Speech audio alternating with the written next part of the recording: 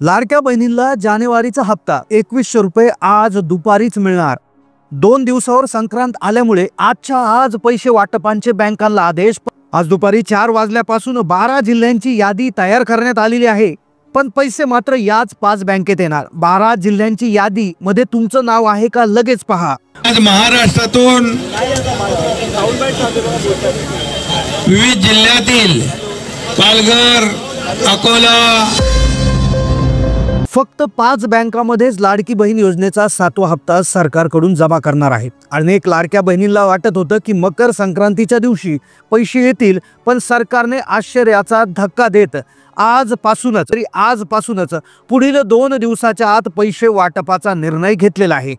आज 5 बँकांमध्ये पैसे येणार आहेत। कोणत्या 5 बँकात आणि कोणत्या 12 जिल्ह्यात पैसे येणार आहे लक्षपूर्वक पहा। आज जर तुम्हाला पैसे आले नाही तर थोडासा धीर धरा, उद्या सकाळी तुम्हाला हे पैसे येतील, पण आज पैसे लगेचच्या लगेच येणार आहे। 5 बँक खात्यात पैसे येणार। तुम्ही ATM कार्ड, गुगल पे, फोन पे वापरून हे पैसे तात्काळ काढून घ्यावेत।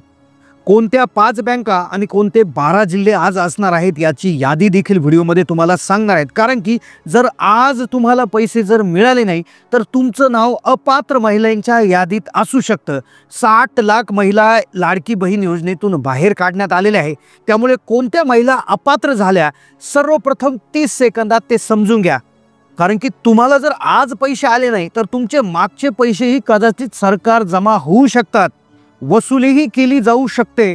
ताबडतोब तुम्ही ही गोष्ट लक्षात घ्या। 30 सेकंदामध्ये जर तुम्हाला अजूनही मेसेज आला नसेल तर तुम्हाला पहिली गोष्ट तुमचा हा प्रॉब्लेम असू शकतो की अशा लाडक्या बहिणी आहेत बघा। पहिलं कारण अपात्र होण्याचं, आता लक्षपूर्वक ऐका, तुमच्या नावावर जर शेतजमीन असेल आणि तुम्ही नमो शेतकरी सन्मान योजना किंवा PM किसान सन्मान निधी योजना याचा जर हप्ता 6000 अधिक 6000 वर्षाला 12000 घेत असताल, म्हणजे 3 टप्प्यामध्ये वर्षात वाटप होतं। दर 4 महिन्याला 2-2 हजार रुपये महिला शेतकऱ्यांच्या बँक खात्यात जमा होतात।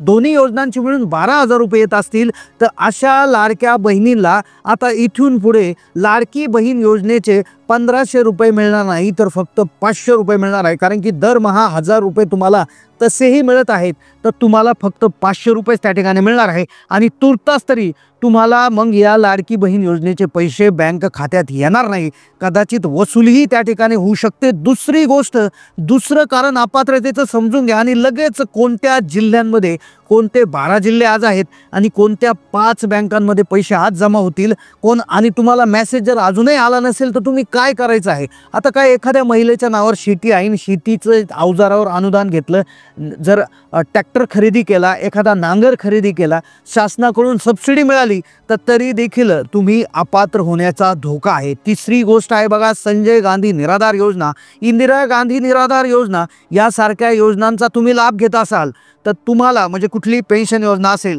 तर तुम्हाला लाडकी बहीण योजनेचे जे पैसे आहेत तर त्यामधून तो लाभ वजा करून पैसे मिळतील। आणि जर एखाद्या योजनेचे जर तुम्हाला 1500 पेक्षा जास्त पैसे मिळत असतील तर तुम्हाला लाडकी बहीण योजनेचा हप्ता हा बंद करण्यात येऊ शकतो, असं देखील सांगण्यात आलेलं आहे। हमी पत्रात तुम्ही लिहून दिलं आहे। त्यामुळे आज सगळ्यात महत्त्वाची गोष्ट, कोणते 12 जिल्हे आणि कोणत्या 5 बँकांमध्ये हे पैसे वाटप होणार आहेत। आज सुट्टी आहे, पण आज जरी पैसे नाही आले तर तुम्ही काय करायचं आहे, कारण की उद्या सकाळी देखील 10 जिल्हे आहेत आणि परवा 10 जिल्हे, म्हणजे संक्रांतीपर्यंत सगळा विषय क्लिअर करला जाणार। सरकारने दिला आनंदाचा धक्का। सुट्टीचा दिवस असतानाही 5 बँकांमध्ये पैसे जमा होणार, कारण की आज सुट्टी आहे, त्यामुळे आज 5च बँकात पैसे जमा होणार। कोणत्या महत्त्वाच्या 5 बँका आहेत ते समजून घेऊयात, आणि पैसे कोणत्या 12 जिल्ह्यात येणार, कारण की राज्याचे सर्वात लाडके मुख्यमंत्री एकनाथजी शिंदे साहेब आजचे ते उपमुख्यमंत्री आहेत, तर त्यांनी देखील सरकारला मागणी केली होती आणि त्यांच्या मागणीला मुख्यमंत्री देवेंद्र फडणवीस, अजितदादा यांनी देखील दुजोरा दिला आणि पैसे वाटपाला सुरुवात केली। तर नक्कीच तुम्ही शिंदे दादांचं जे अभिनंदन करायला पाहिजे, तर धन्यवाद एकनाथ शिंदे भाऊ, कमेंट नक्की करा। छोटीशी विनंती आहे, व्हिडिओ आता संपत आलेला आहे। कोणत्या 12 जिल्ह्यात आणि कोणत्या 5 बँकात पैसे येणार त्याची नावं आम्ही लगेच सांगत आहोत, त्यामुळे व्हिडिओला नक्की लाईक करा, त्याने आम्हाला थोडंसं प्रोत्साहन मिळतं। तुम्ही व्हिडिओला लाईक केलं तर आम्ही समजतो तर त्या कोणत्या 12 जिल्ह्यांमध्ये 5 बँकात पैसे जमावर लक्षपूर्वक ऐका। आता पहिली बँक आहे बघा, पहिली बँक जी आहे याच्यामध्ये IPPB, India post payment bank. तुम्ही पोस्टाचं खातं उघडलं असेल तर तुमचं हार्दिक हार्दिक अभिनंदन. कारण की लाडकी बहीण योजनाच नव्हे तर प्रत्येक सरकारी योजनेचे पैसे सर्वात प्रथम याच पोस्टाच्या बँकेत जमा होतात. पण पोस्ट पेमेंट बँकचा एक छोटासा प्रॉब्लेम आहे बघा. आता पहिली बँक झाली, अजून 4 बँका बाकी आहे. पोस्टाच्या बँकेचा प्रॉब्लेम असा आहे की याचा SMS वेळेवर येत नाही. मग त्यामुळे महिलांना असं वाटतं की पैसे अजूनही जमा झाले नाही. तर तुम्ही काळजी करू नका. तुम्ही उद्या सकाळी पोस्टामध्ये जा, SMS आला नसेल तर, आणि दुसऱ्या दिवशी जाऊन तुम्ही पोस्टामध्ये चेक करा आणि बॅलन्स जर तुमच्या खात्यावर आला असेल तर लगेच ते पैसे देखील त्या ठिकाणी काढून घ्या. कारण की काय होते, कदाचित हे पैसे मागे वळवले जाऊ शकतात. दुसरी बँक आहे बघा, दुसरी बँक. आता पोस्टात तुमचं खातं आहे का कमेंट करा. दुसरी बँक आहे बँक ऑफ महाराष्ट्र, महाराष्ट्राची बँक. ही बँक अशी आहे की महाराष्ट्राची बँक आहे, त्यामुळे या बँकेत महाराष्ट्रातल्या ज्या योजना आहेत तर त्याच्यावर सर्वात तात्काळ पैसे जमा होतात. तर त्यामुळेच या बँकेची निवड करण्यात आलेली आहे. योजनांचे पैसे जमा होतात. मग योजना कोणती असू द्या, लाडकी बहीण असू द्या, नमो शेतकरी योजना असू द्या, संजय गांधी निराधार असू द्या, या सर्व योजनांचे पैसे बँक ऑफ महाराष्ट्रामध्ये लवकर जमा होतात.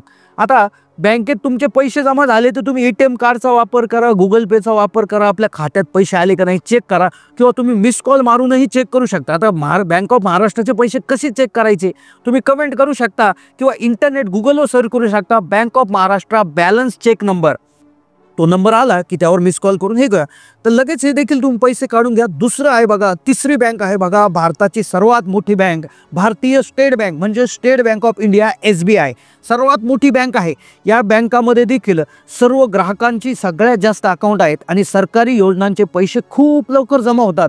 भारतातली सगळ्यात विश्वासार्ह अशी बँक आहे आणि या बँकेची ख्याती मोठी आहे. या बँकेत कधीही कुठलाही घोटाळा त्या ठिकाणी होत नाही. त्यामुळे या बँकेत 7वा हप्ता हा लगेच आज संध्याकाळपर्यंत जमा होणार आहे. तर तातडीने तुमच्याकडे ATM कार्ड असेल तर ATM कार्डने चेक करा, फोनपे गुगल पे हे असेल तर लगेच चेक करून घ्या. चौथी बँक आहे बघा. आता चौथी बँक नंतर 5वी बँक, लगेच कोणते जिल्हे आहेत तातडीनं समजून घ्या, कमेंट करा तुमचा जिल्हा याच्यात आलं का. चौथी बँक आहे बघा, bank of India, BOI, bank of India. त्याला सरकारी योजनांसाठी खूप महत्त्व आहे बघा.